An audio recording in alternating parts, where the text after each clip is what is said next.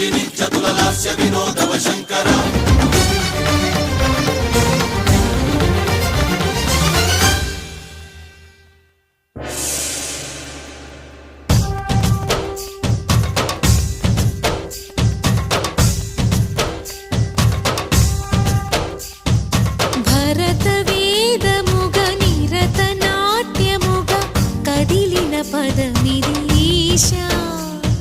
శివని వేదనగా అవని వేదనగా పలికెను పదము పరేశా